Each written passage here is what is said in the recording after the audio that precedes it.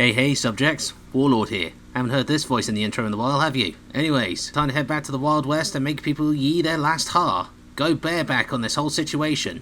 And insert, cowboy related puns here. So please, shut the fuck up and enjoy this brief broadcast on my latest conquest. And have a nice day. A certified hood classic. A game that walked so Red Dead Redemption would run. And one of the few games that is rightfully considered underrated. This is Gun. A pretty point-blank title, you could say. A wild western third-person shooter produced by the Tony Hawk skateboarding folks and intro cutscene enthusiasts Neversoft Entertainment, and published by Microsoft before they became a bunch of cunts. This game would be released in the dying days of the greatest of all console generations, the glorious 6th generation being released for the super-duper cool original Xbox, the console I'm not a fan of, called the PlayStation 2, the alright GameCube and Windows PCs, as well as being a launch title for the juggernaut known as the Xbox 360. Oh yeah, and on the PSP is Gun, Showdown. And let's just get this out of the way quickly. People love this game. Look at the comments on any video showing Gun and the ratings on Steam and GOG. The love is near absolute. Helps that this was to some their introduction to Western games, and one where the story was fondly remembered, and being Neversoft's first foray outside of skateboarding since Spider-Man back in 2000, they nailed it. Heavily inspired from HBO's Deadwood for its gritty depiction of the Wild West, Gun was a clear passion project the studio seemed to have always wanted to make, as you can see with the making of Gun mini film, with the story written by veteran scriptwriter Randall Jansen, and the characters acted by heavy hitter actors like Thomas Jane, Lance Henriksen, Brad Dourif, Chris Christopherson, amongst others. The stars seemed to align when this game was created. So, considering this game would be by many seen as a proto-Red Dead Redemption, which is odd as Red Dead Revolver was released a year earlier, they hit gold with over 1.8 million copies sold by 2008, and it would go on to be critically acclaimed and would garner rewards. For the Warlord, I barely played this as a kid. Only seen my dad give it a go, but I do remember two moments that made me remember how violent it was. The tomahawked courtesan, and the one that made me wince the most, a certain someone losing his ear to a razor. But no, I never played Gun. My first Western game was Red Dead Revolver, the weird ginger stepchild of the Red Dead series. So this conquest is my first time seeing this game in several years, and of course, to all my subjects, you know what the question is by now. Is it worth it? Is it worth the Groschen needed to pay for it? Or £15 a fucking hell, really GOG? Or 10 pieces on Steam? And should you give this a go over the more famous spiritual successor? So, as the Warlord commands my subjects, please sit down, look at your monitors of various sizes, and shut the fuck up. Please, and let this broadcast show the great wonders of the western frontier, such as the mighty 8-legged horse, and lo and behold, the stupidest bandit in the west. Get that no-good bastard! Now, let us all take a gander at Gun. So, as soon as you boot up Gun for the first time, that menu theme, coupled with the majestic scenery of buffalo roaming the frontier and Blackfeet tribesmen hunting them, it adds to the epic adventure you'll be partaking in and of the land that is equally savage and unforgiving, yet beautiful and hypnotizing to how grand the game will be in all its music, level design, and violence.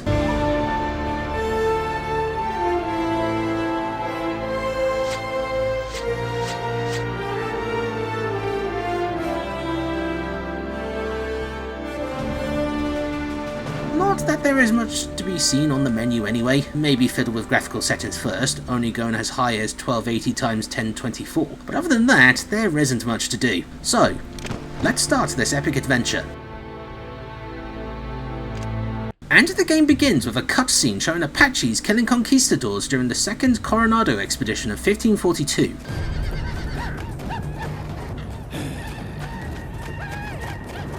Why? For two reasons. To highlight the grisly and violent story that Gun will show, and secondly, see this cross? Yeah, that's going to be important for the overall plot. Motherfucker, you been a dick! You get the true start to the game. Montana, 1880. My name is Colton White. My father and I hunt game for the steamboats traveling the Missouri. Not a bad living if you can stand your old man kicking you every morning at dawn. Bite some jerky and collect your gear. Time to earn our pay. And this part is probably the most peaceful moment of the entire game. Embrace it. It is held further as you start on the untouched frontier wilderness near the Missouri River, with its JPEG background and pixelated trees. We used to think that was so advanced back then. It's tranquil, Cascadian, and one of the many landscapes Cole will traverse. Though the graphics of Gun clearly show their age today, the landscape and levels of Gun make the world feel and look large and wild, yet beautiful and mythical, worthy of a John C.H. Grabble picture, and on occasions you'll stumble across wildlife adding to make a living, breathing world, or targets, or to show off an essential ability that will be used throughout the game. Quick Draw. Press the C key, you enter a slow motion state, and with a slick and fairly accurate control, bring down a few quails.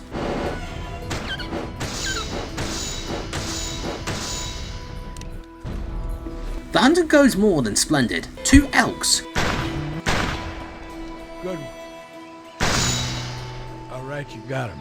That'll be enough. 2 large packs of wolves. God damn it. You gotta keep them off our kill. Ha! Good show. That's it.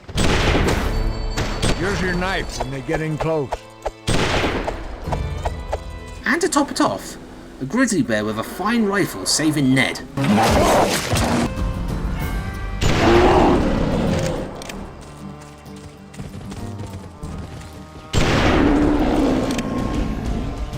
Sure took you sweet time. I was just admiring your rifle.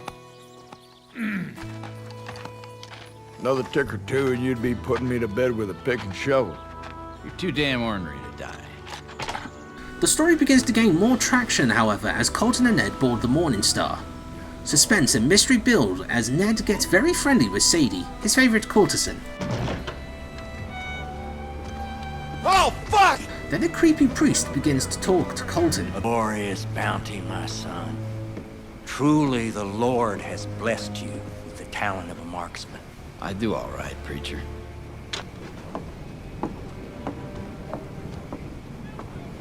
Good day to you, sirs. Then he starts harassing Sadie. And you will save the lives of everyone on this boat! Thy will be done!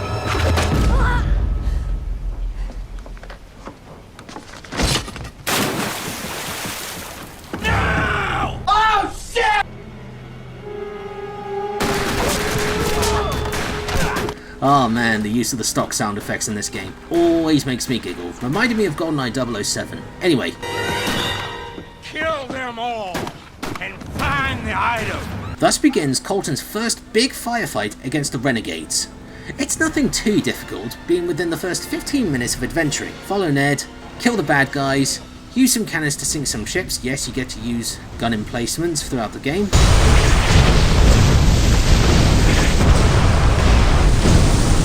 And try to defend the remaining passengers.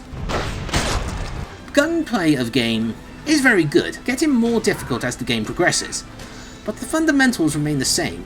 Combat is fast-paced, with a helpful number of visible pickups to help with as well, and being quite visceral for 2005 with plenty of blood being spilt, bodies laid low, bullet holes left in craniums blasting brain matter, and the occasional smashed melon leaving a headless corpse. It's also pretty glitchy too, lots of models clipping into each other and attacks so powerful the enemy glides up hills or into the sea.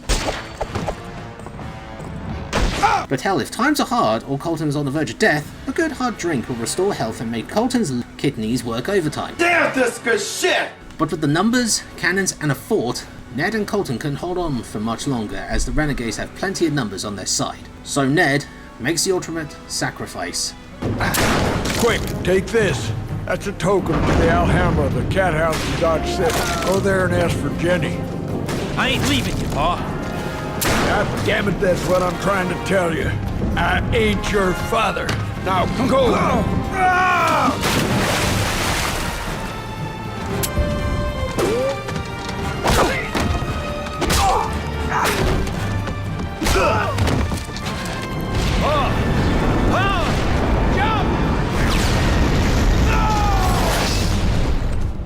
And we meet the main asshole of the story, voiced by Lance Henriksen. Bombastic, tyrannical, and Henriksen hits it out of the park with his performance. Well, Reverend, were my orders carried out? With a vengeance. And the missing item? It couldn't be recovered, sir. You failed me? No, sir. The whore had it stowed inside the safe and it sank to the bottom of the river. Failure was not an option. Price must be paid.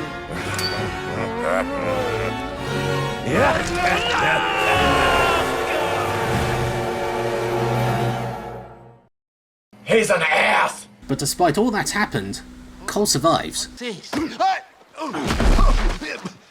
that back. Meant no harm, friend. Who are you? Friends call me Honest Tom. I need to get upriver. The steamboat's been ambushed. The Morning Star? Hell, it was 3 days ago. Were you aboard? Oh, hate to tell you, friend, but no one survived. Renegades got 'em all. Scalped every man, woman, and child. Bloody savages. Luckily, ironically, there is Lucky Tom with a few horses, That horse for sale? In a hurry, huh? and he's more than willing to show Cole the ropes on how to use a horse. Stick your toes in the stirrups. You have ridden before, have you not? And added a new tutorial showing everything you can do with the horses, from running, jumping, and trampling as weapons, taking out some bison and wolves. Get him up! Get him up! Yeah! And to add to the grittiness of the game, spurring the horse to run slowly kills it as you can hear the horses grunting.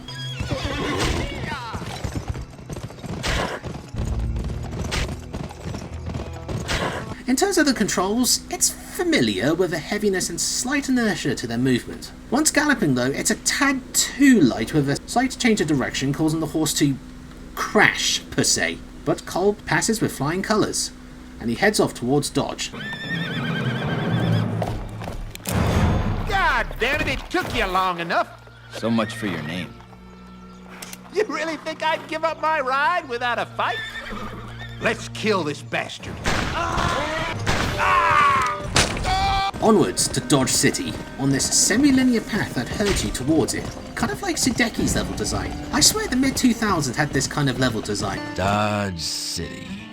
Take the token to the Alhambra Saloon and ask for Jenny. That's what Ned said just before he died. What do you know? Who are you? Ned was my father. He and Sadie were both killed on a steamboat up north. Come on upstairs. God damn it, girl! He ain't getting a poke before us. Let go of me! Not till I'm done with you, bitch! And from that point onward, get into one of the longer firefights in the game between the Rude Brothers gang. And it's fun, with different challenges that keeps the gameplay interesting and fast-paced and engaging. You fight through the gang members using hostages, pulling off headshots, save Jenny, and then defend the cat house from arsonists and cavalry. The gameplay is fluid, and there is always another opponent or drawback that keeps the fighting interesting and makes Cole change his tactics sometimes. Fun gameplay, and I can see why people really enjoyed this game back then. But Cole succeeds in driving the outlaws back, and is made deputy by Sheriff Denton. Listen, I could use a dead shot like you to protect the Chinaman. How about it? He's coming back inside with me. Oh, lucky him. Well, if you change your mind, kid, come on out to the bridge west of town. Damn Peckerwood. But before moving forward, let's explore Dodge City. Well, city is an overstatement, more of a hamlet. Yeah, the towns in this game are a bit disappointing despite being called a city. Near the bridge is packed with a menagerie of clones waltzing around doing their own things, sometimes packing heat, but go up the road and it's just a ghost town, where the undesirables wait to attack the player, or absolutely fuck all happens. Yeah, when it comes to the towns in the game, again, like in Sudeki, they are tiny but filled with the essentials for the player to use. A shop that sells upgrades to your gear, not weapons, including a scalping knife for some reason. Maybe to get some public haircuts. Help me get the powder keg delivery down by the dock. And there's plenty of side activities to make bank and upgrade Colton's stats. There's poker. He played once, won $30, then fucked off. The Pony Express is a fast-paced point-to-point race disguised as courier work. As the name suggests, use your horse. Seriously, you win some of these with barely enough time to spare. And then there are two of my favourite side activities. Bounty hunting is a no-brainer. Gets the target with a high reward if captured alive, or knocked out. less if dead, whereas deputy work is a chaotic battle royale of keeping the peace in the town, keeping townfolk safe, kill a gang squatting near town, defend a barrel of dynamite, or escort a rich folk of society across town. Being a deputy is a chaotic yet an absolute riot, in a fun way, but he only gets paid $10. Fuck this, I have an adventure to do. But the bridge is down and construction is halted thanks to a warband of Warpath Apache, so he defends the construction crews against the attack.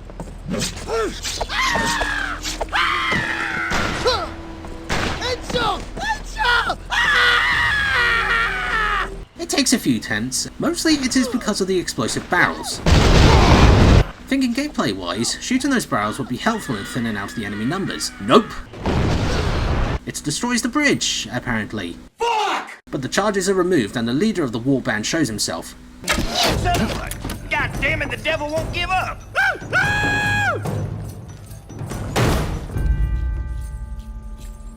I'll take care of this. Thus begins Colton's first boss fight. It's not too hard, just keep moving, pull off some headshots, and for fuck's sake don't shoot the red barrels.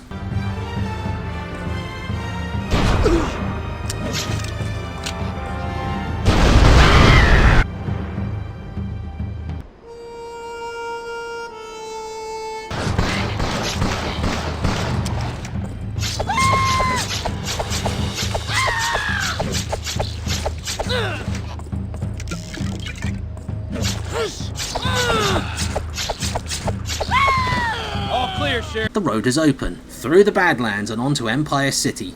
We're likely to meet Apaches along the way. If they get the upper hand, promise you'll put a bullet in my head before they have their fun.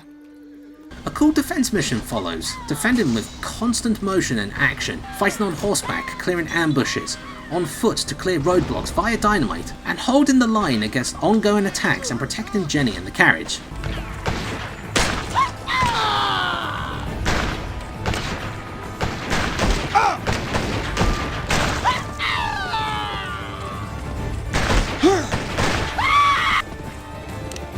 But then a glitch confounds Cole.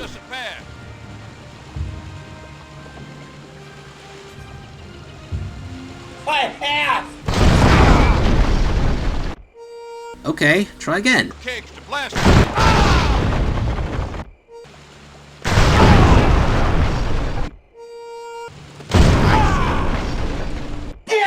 There he gave in and got shot back onto dodge. Try again, and find the solution finally. Crouch, then walk back a little. Ah, there we go. Now fight through a few more warpath ambushes, and some boarding actions before arriving, scarred and battered, into Empire City. None of your precious parts was damaged, I hope. You know how our customers hate bruised fruit. I'm in one piece, thanks to Colton here. He left more than a few Apaches dead in their tracks. Son, you've done the town of Empire a great service. I'm Mayor Hoodoo Brown. Hell with that line rag! Those things are not what they seem here. Goddamn reprobates have no respect for law and order. Anyway, welcome to Empire City. Slightly larger than Dodge, with a richer uptown with a grand casino dominating the scenery, and the lower, poorer and more industrial portion of town with a notable Chinese population and a ruined and dive neighbourhood on the lower part of town. On occasions you'll see a random firefight take place.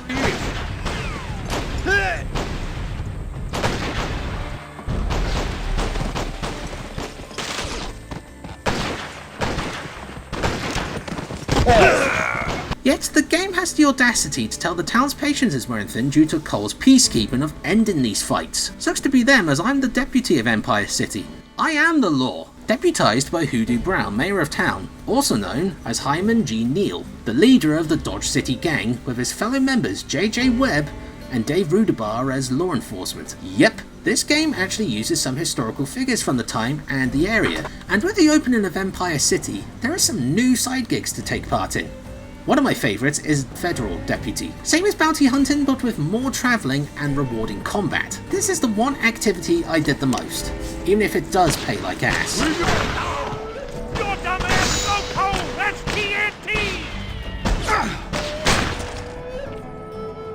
Scissors! Nobody's keeping this place alive! Oh, and an expansion of Pony Express and bounty hunting getting increasingly more difficult with each mission.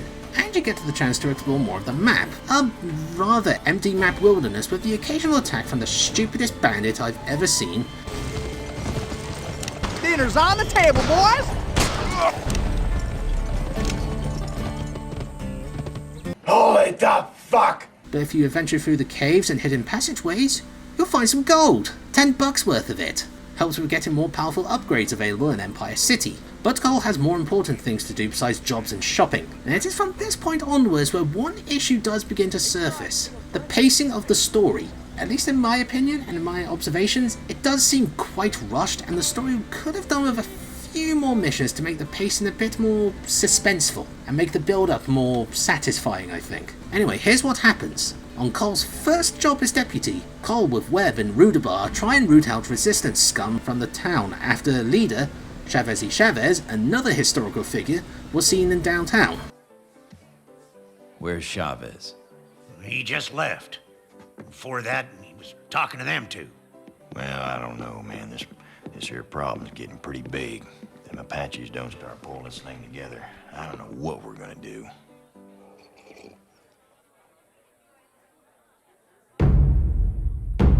Law! Hey, please, fast!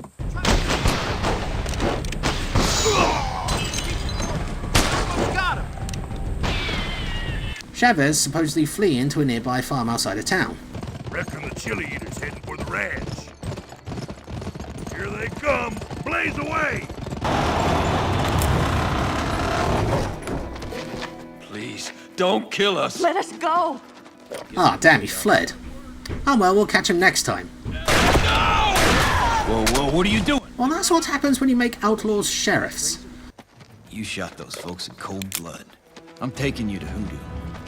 You dumb rube. Who do you think we take orders from? Hoodoo's been playing you and your little whore like a fiddle.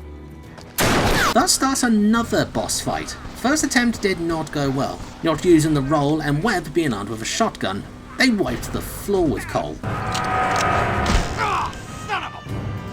But once Cole learned the art of the tumbleweed, however, Webb and Rudabar are done. Son of a...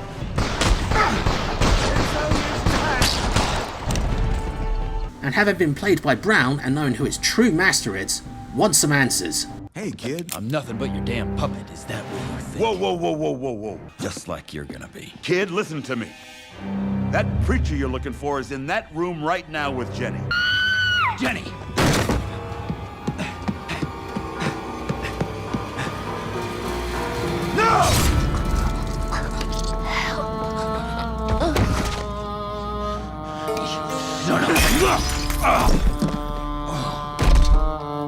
You the one from the steamboat? Yes. Bring him to me. I had to waste a perfectly good whore to get to the truth about you. Bastard! I could hardly believe it when she told me. Ned White, still alive after all those years. Now he's as dead as you're gonna be.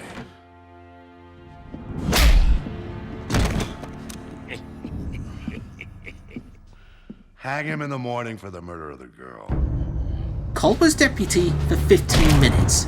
He meets two people that can help him fight Hoodoo, as well as the name of the one-eyed general. Thomas Magruder, railroad man. He's taken over the territory. Us and the Apaches are the only ones fighting back. Count me in too. As soon as we find a way out of here. Time for an escape mission. A really fun one actually, and a break from the constant firefights. Grab the keys, get 3 horses and stash them under the bridge whilst remaining under the shadows. And grab some TNT and blow up the cell holding Soapy. During the quieter moments, the stealth isn't too bad as the enemy's detection is actually kinda crap. Just walk a few meters away and you're nothing but a ghost to them. Doesn't fail the mission though when stealth is broken. This petty rustler.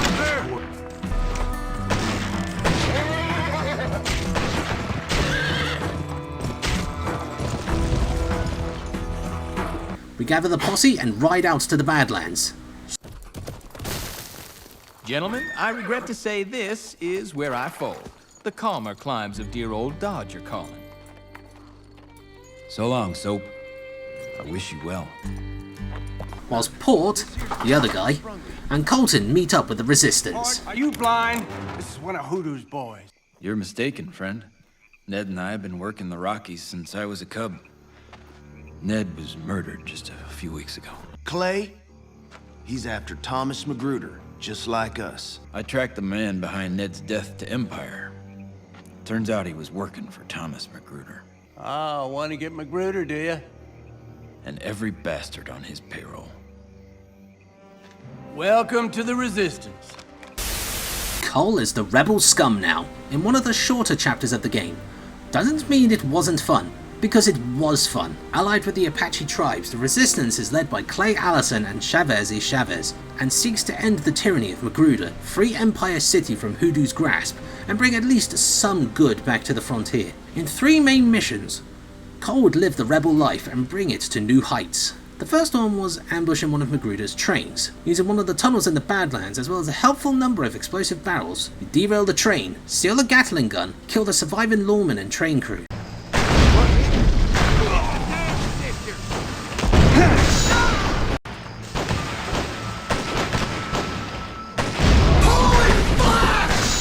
And rescue many Apache prisoners who are miraculously unscathed from the crash, while some allies show up as well as revealing the hidden background of Cole. Then take them home.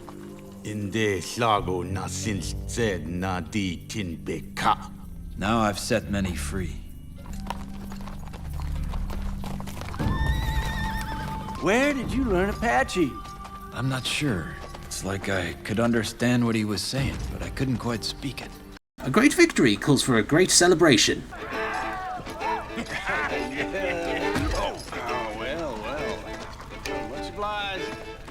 And at that moment of peace, Allison drops some important information. Kid, Magruder was our commanding officer in the war. You're kidding me. And towards the end of the war, he and Magruder's army were sent west to find the mythical city of gold, Quivira, arriving at an Apache village which you can actually ride past several times in free mode, and finding the cross. The village was massacred. Jesus, Tom! I will not be denied!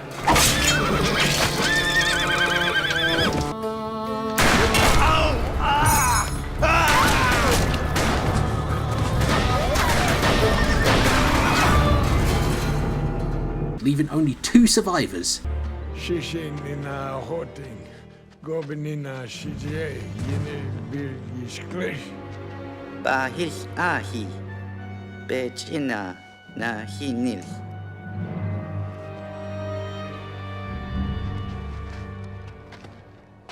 That was me. I'm that kid. But the celebrations are cut short as Empire City's deputies attack the camp, even with a cannon. It's a simple mission, fight them off. And it's a fun fight combining dodging cannon fire, defending against an overwhelming force of the law, and even using said cannon against them, and a Gatling gun.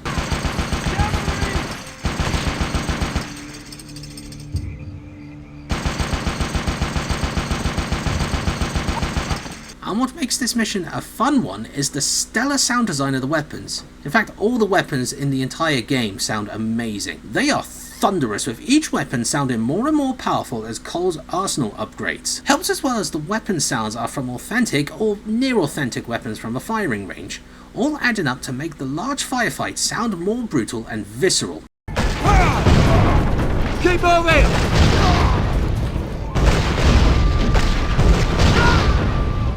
But the Resistance has won, gaining a cannon in the process, but Allison is captured and morale plummets almost straight away. It's over now. But not for Cole. Bullshit. Now we got a howitzer and a Gatling gun. Let's put them to use. It's no good, kid. They know where we are now. We'll be back tomorrow with twice the men. Then let's do what they don't expect. Attack. God damn, kid. Whilst Clay Allison has a free dental appointment with Hoodoo, God, stop! Cole and the Resistance begin their attack, pushing the cannon towards Uptown, mowing down the poor fools sent to stop them, and using said cannon to obliterate said fools.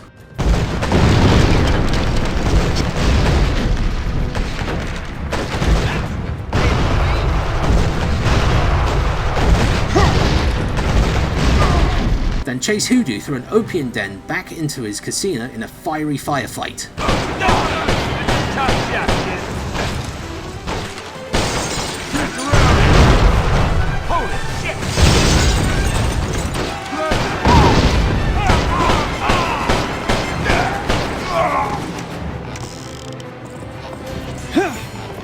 Whooping his ass to near death, Cole keeps him alive long enough to beat some info out of him with a glorious stock sound effects returning. Let me go.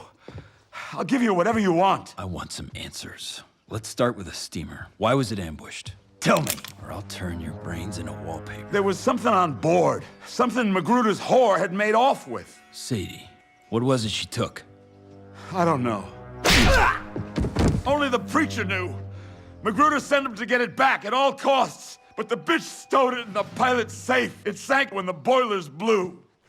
It's under 10 feet of water. You can't get to it. Thanks, Hoodoo.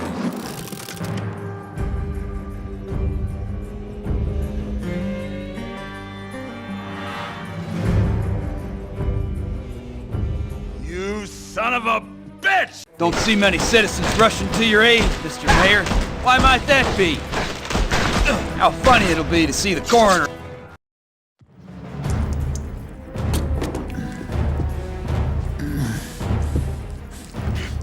I'm Hoodoo Bro!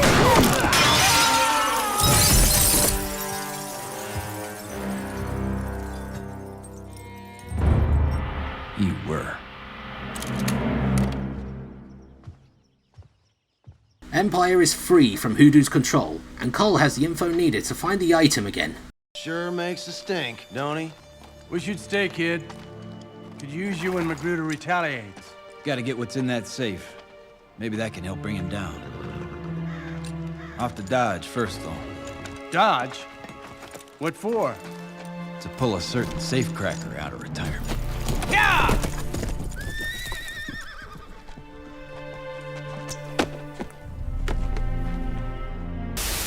Meanwhile, back at Dodge, Cole, alongside a certain Sheriff Denton, lol remember, would save Soapy for the second time from a lynch mob due to cheating at cards. Do some good old frontier justice by killing some vigilantes. Brings a tear to the Warlord's visors, seeing people just live in the moment with no phones in sight. You ain't getting out of here. Behind the gallows. Get that thing before it gets away. But the welcome at Dodge was too hospitable. Bad, Dodge! Come on, Kansas! Good riddance! So Cole and Soapy leave for the Badlands and hope to find the safe on the Morning Star. Damn. Can't get to the steamer wreck without showing ourselves to the fort. What's wrong with that? Don't want anyone to know we're here. But someone else has found them. Too late. And someone Cole hasn't seen since this saga began. The Renegades, Magruder's personal army. Kinds of white men out here, soldiers and outlaws. And since I see no blue, you must be running from trouble or looking to stir some up. Till I figure which, you'll be my guest. That's a fine rifle. That's a fine rifle. How'd you come by it? Pried it from the cold, dead fingers of an Indian-loving fool.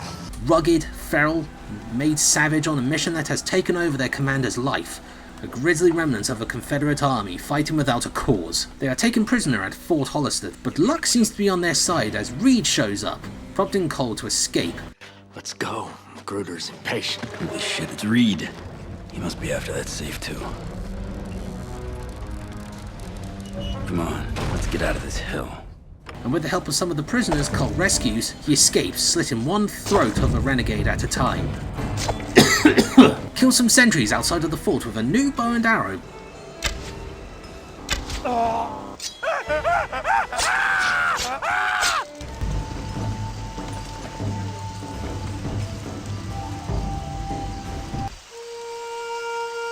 Oh, fuck you! You're grounded! Before fleeing to a camp not far from where Cole was washed ashore. Time to be a hero again as the renegades are attacking said camp.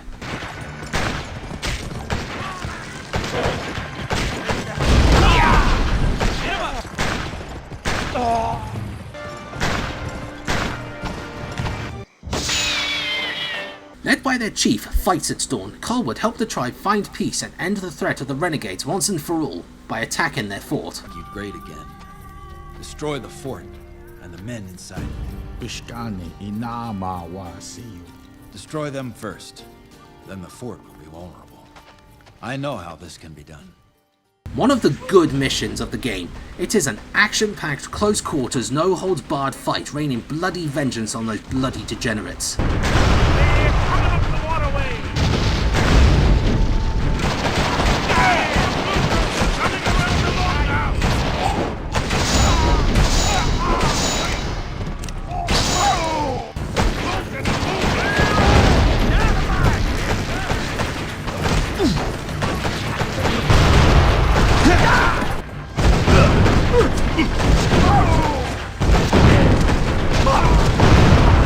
The boss fight against the cannon, however, puts a damper on the fight. It's awkwardly just flinging throwables at the cannon, hoping to whittle down its health, which it can only be caused by dynamite. There's to a helpfully placed stash of dynamite. But the fort falls, even though a few stragglers remain, including a certain Sergeant Hollister.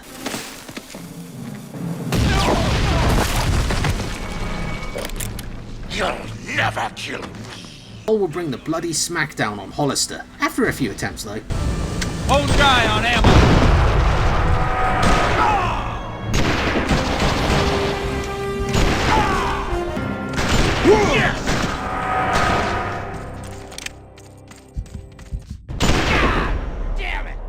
He's a bitch to fight, but it turns out that headshots and sneaking up on him is his best way to kill him. Backed into a corner, Hollister turns himself into a weapon.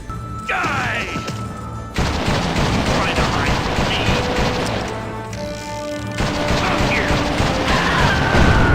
But it's all for naught, and Cole gets Ned's gun back.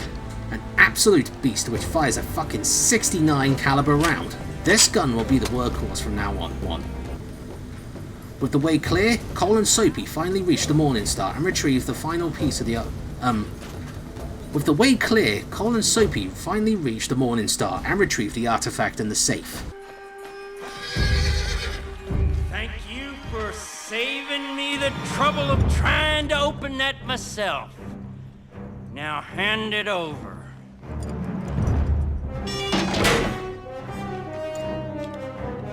Another boss battle.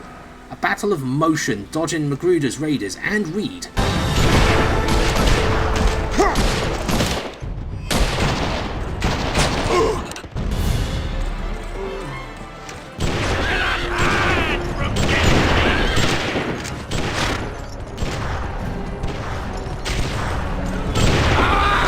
Riding horses into battle only for them to get shot and making Cole wish for Reed's death to avenge Jenny, Ned, and now the horse. It takes a few shots before he finally glides up the hill and dies.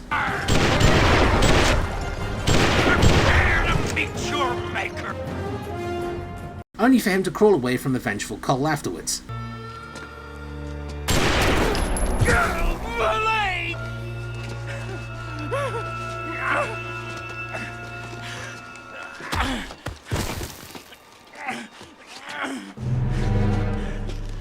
You can't. I'm unarmed. You kill me and your soul will be as cursed as mine. This is for Jenny.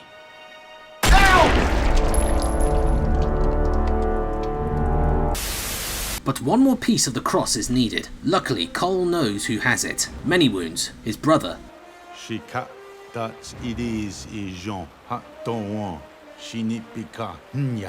I seek something you possess. But more importantly, his golden tomahawk.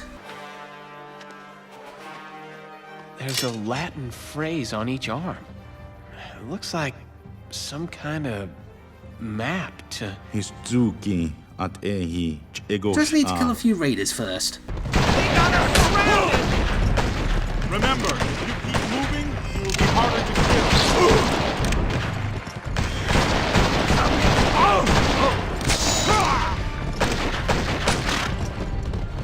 You got me! I must tend to my brother. You will have to go on without us. The site lies at the top of the mountain north of the water called Piper Lake.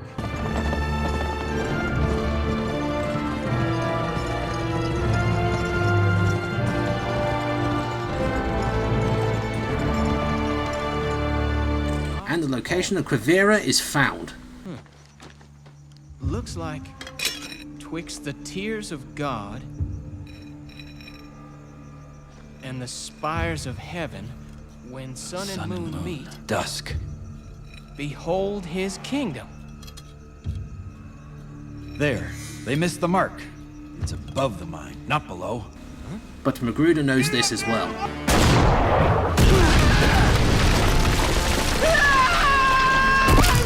Capturing and torturing Soapy. He eventually spills the beans on Quivira's location. There! That's impossible. I've sunk shafts all over that sector. You gotta dig up, you damn fool. It's above you. Of course. Doesn't stop Cole from rescuing his companion for the third and final time. On the other side of this hill, many wounds, and his warriors are gathering with Clay Allison and his men. Tell him to meet me back here at dawn. Where are you going? You want your fingers back, don't you? Killing Magruder's second in command in the process, and capturing his commands train would be useful later.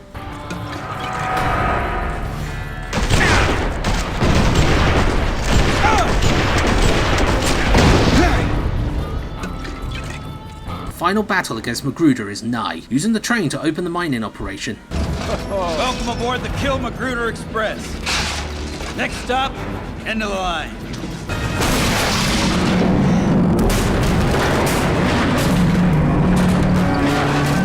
The gang must contend with a gauntlet of cannons, Gatling guns, elite elements of Magruder's army, claustrophobic mines, and explosive barrels. But what follows is a balls-to-the-wall assault encouraging the use of everything Cole has learnt and used during his adventure. This final battle following the formula used by games of the time: if the game is going to be short, make the final battle the most difficult in the end. Blind corners, enemy swarms, the occasional explosive barrel, ambushing gun emplacements, and a swarm of dynamite thrown in Cole's direction that gives Hearts of the Reich on veteran difficulty flashbacks. It took a few attempts, but stick to the side tunnels when you can to look for supplies and health-giving whiskey, and use the quick draw and Cole will survive.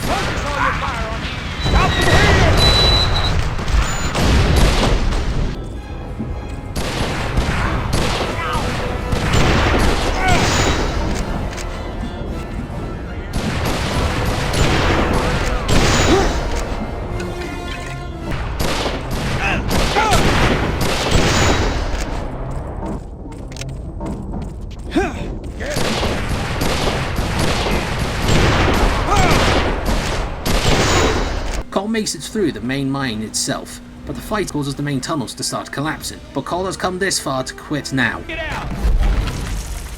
Take the men back. I'm not done yet. Deeper into the mines he goes, dealing with the last rearguard and the ruined city of Quivira itself.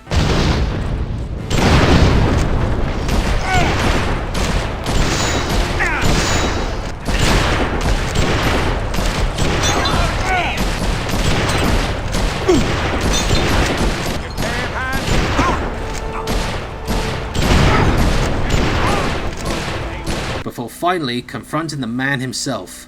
The man that started all this crap, all this bloodshed. Magruder. My whole life, I've been searching for this. Has it been worth all the bloodshed? How can you ask a question like that when your eyes are feasting on such magnificence? I don't see anything magnificent.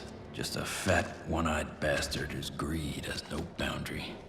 That sounds like Ned talking. No, this is Ned talking.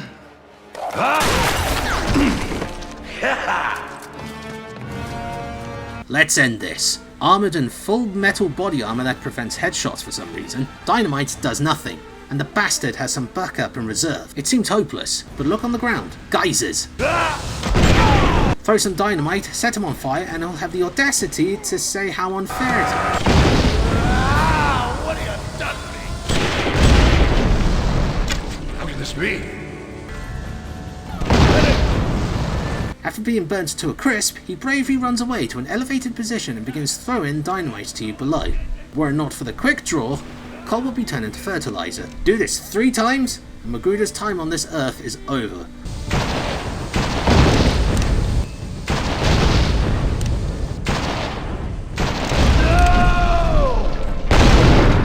surrounded by the thing he wanted more than anything. I'd like to shoot you in the teeth, but that would be too kind. Reckon instead I'll take my knife and whittle you some, like you did Soapy, then slit your throat like you did Jenny. Or maybe I'll take this cross and jam it in your good eye and watch you twitch. None of that'll bring back my ma and pa, or all those villagers you massacred, nor Ned who raised me as his own. Did you hear that? You hear that? So long, Major. Give the devil my regards. Wait. Oh, Jesus is coming down! Get back here! You can't leave me like this!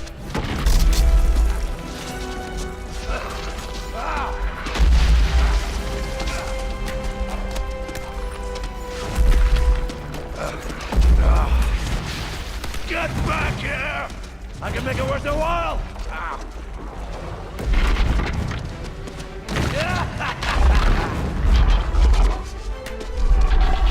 Damn you! You're never gonna make it! You'll never make it!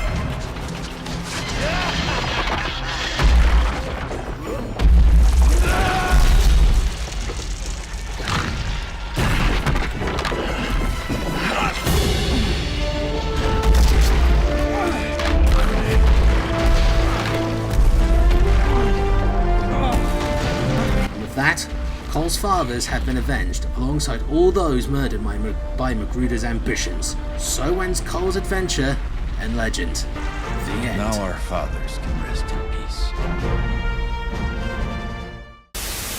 And with that, concludes my conquest of Gun 2005. And from everything I've seen, I can see where the love for this game comes from.